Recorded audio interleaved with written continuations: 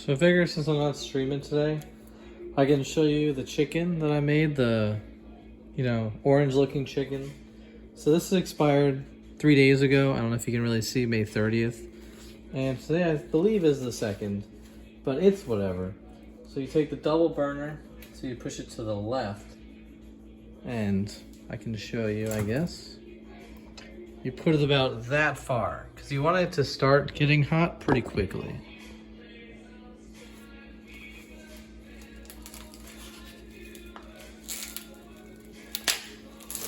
So you open it up, you smell it. Okay, so it doesn't smell bad. So that's the first step, right?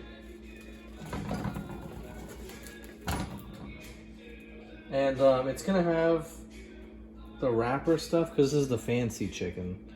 So I take this, and I take a plastic bag, and you put this in the plastic bag so your trash can doesn't smell up. Right. And I'd put anything else that I cook with in this bag as well.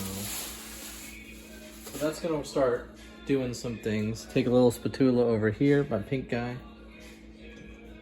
And it's kind of like mushy almost. I don't know if you can see this too well, but it's like mush. So I'm just gonna cut it up a bit.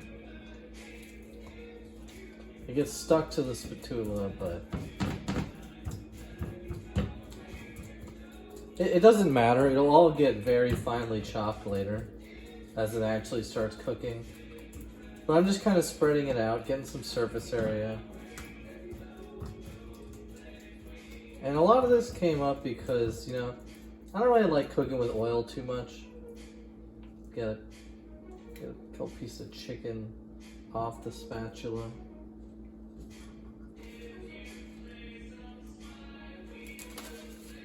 Single napkin, because we don't need more than that. So you want to reduce this red sauce here. I use Bertolli because I like it. It's a normal, vineyard marinara, so it's not one of, it's not like one of these that have custom sauce flavors. Olive oil, garlic, Parmesan Romano, black pepper. Like, I'm not using fancy ones. So you take this, and you make sure this hasn't expired. Because you never know, sometimes you just don't use sauce and it expires. So November 29th of 2024, so it's only June. And then you're just gonna dump some sauce on it. Right. Because you're gonna use this to help it cook. Instead of some weird oil strats, I'm just cooking with some red sauce. And you can see as you flip it, can you see this? Yeah, you kind of can. As you flip it, it's already going to start, whitening a little bit. Not too much. But the bare side of the chicken was already starting to cook a little bit because the heat is on pretty high, And you can see now it's like a little bit easier to spread it apart.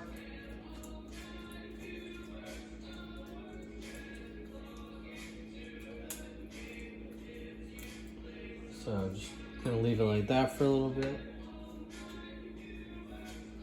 So this is how the chicken becomes a little bit red. But how do you make it orange? Well, you throw a lot of orange and yellow into the mix. So right here, the taco seasoning. It's gonna give it a very interesting flavor. And I'm not gonna add it yet, but just so you can see. It's got different types of cheeses. Some yellow, some orange. It's got Colby Jack, cheddar, and Manchego natural cheeses, whatever that means. I only got the Sargento because it was buy one, get one, or 50%, whatever it was. Now it's starting to steam a little bit. It's going to start cooking a lot faster, which is good. You can always throw some other seasonings you want. such as if you have cayenne pepper, you know, you want to kick to it, add a little bit of that.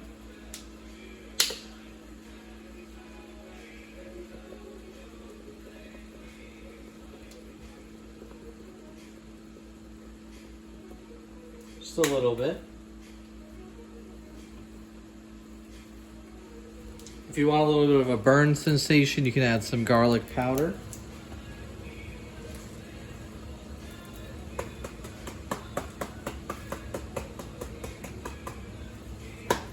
I don't think most people would want that, but you know, it's nice.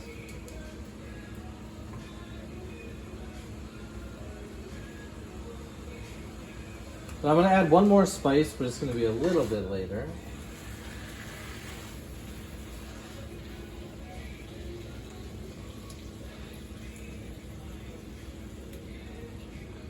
But you can see, like, there's a lot of white, but it's really just on, like, the outer sides of the chicken. Not much is happening.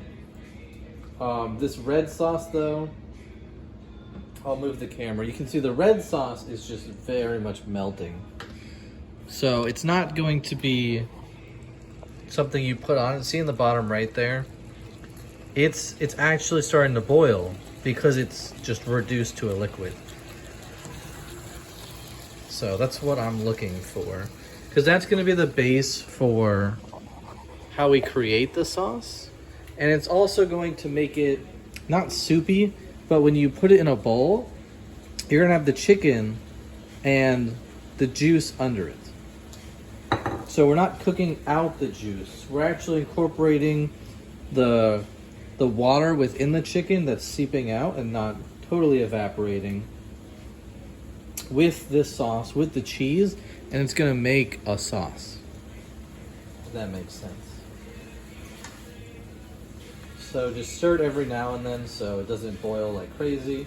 And again, you just want to keep mushing it.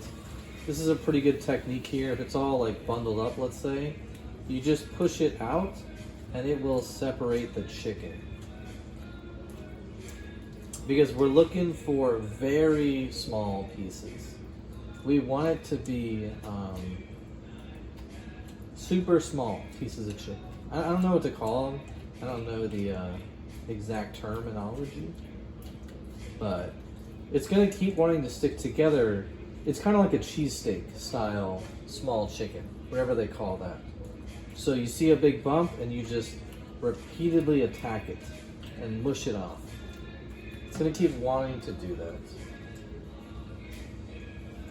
So now I'm going to throw in some of that cheese.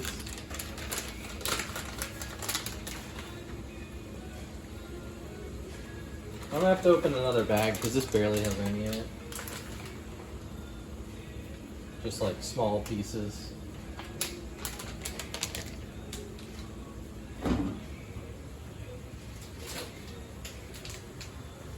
You can obviously pick whatever cheese you like, but this is what I have on hand because it's really good for chili.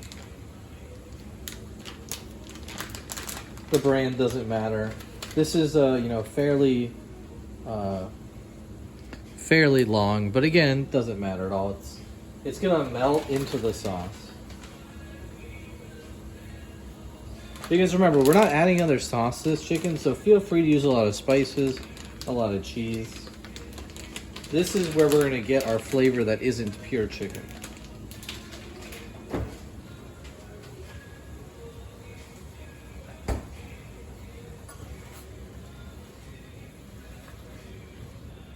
Also, when you make the chicken much smaller, it cooks a lot faster. So time-wise, I'm a big fan of it.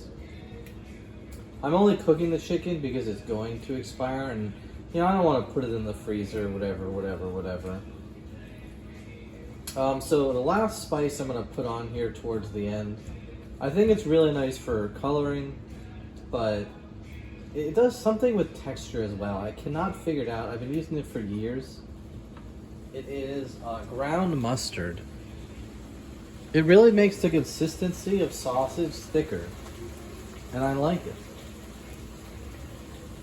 So I added like a pretty good amount. It's not coming out very fast at all.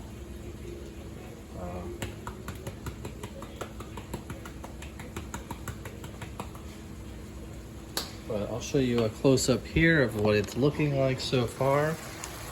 And you can see it's got an orange sauce. All that white is yellow mustard. It's just the camera's not picking it up too well. And this is how you get the really orange, bright orange colors. I think it looks nice. And the chicken's cooked. I'm just letting it kind of sit with itself for a little bit. Like it's fully cooked. It's looking nice.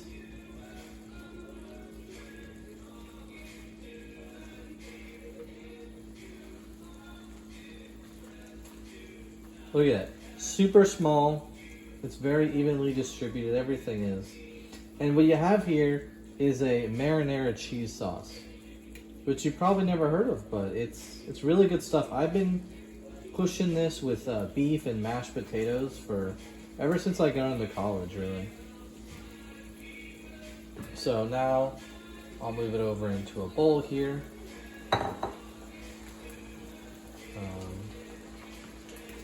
Move some stuff.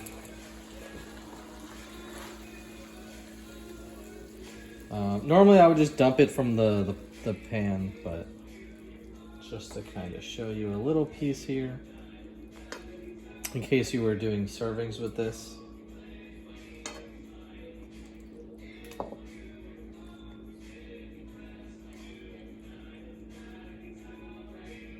Again, you don't want to use a spatula or anything like that because the juice is big importance. And you can see it on the spatula and it just falls off into the bowl. Keep it on the heat. Just turn off the heat though. So what you have here, like I said, it doesn't look as good because there's a lot of sauce in the pot still, but let me get the camera going in my hand. Yeah, it's not really hard to, it's not easy to do with one hand. But all that boiling you're hearing is that sauce, which is what's important. So essentially, you take a fork, which I don't have here, but let's use this knife. So you take a piece of chicken and you put it in the sauce. Imagine you weren't drilling through the piece of chicken, but it was near like the end, like a fork would. And you move it in the sauce and then you eat it. It's probably too hot for me to eat. I don't like hot food, but that is the marinara cheese chicken. So try it out. Let me know what you think. Remember, it's a sweet and cheesy sauce. And I think that works well together.